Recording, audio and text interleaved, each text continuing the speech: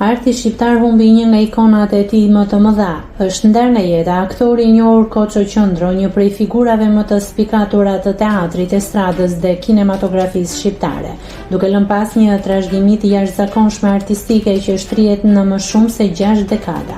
I lindur më 15 maj 1927 në Senic të Delvinës, Koço Qëndro i lidhi jetën me karrierën e tij me Korçën, qytet ku u bë një nga themeluesit dhe artistët më përfaqësues të teatrit dhe estradës profesioniste. Me qindra role në skenë dhe në film, ai u kthye në një nga emrat më të dashur për publikun shqiptar.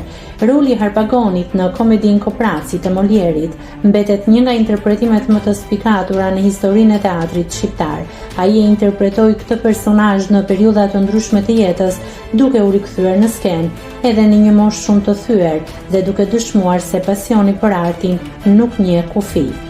Në kinematografi, Koço Qëndro la gjurmë me interpretimet në filma si I Teti në bronz, Përballimi, Agimet e Stinës së Madhe, Vendimi dhe prodhime të tjera që mbeten pjesë e fondit të artë të filmit shqiptar. Përveç aktrimit, ai dha një kontribut të çmuar në ruajtjen e historisë së teatrit korçar, duke dokumentuar kujtime, ngjarje dhe figura që kanë ndërtuar traditën e skenës shqiptare.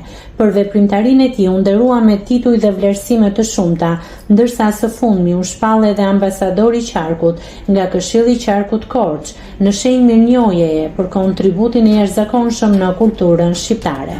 Me ndarjen e Koço Qëndros nga jeta, Shqipëria humbet jo vetëm një aktor të madh, por edhe një dëshmitar të historisë së teatrit dhe humorit shqiptar.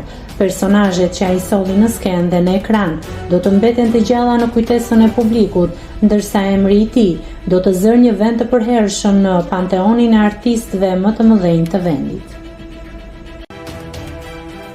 Nëse klikoni mbi butonin subscribe, do t'ju shfaqen të gjitha publikimet tona. Ju ftoj t'i bëni subscribe kanalit, të pëlqeni videot dhe të lini komentin tuaj.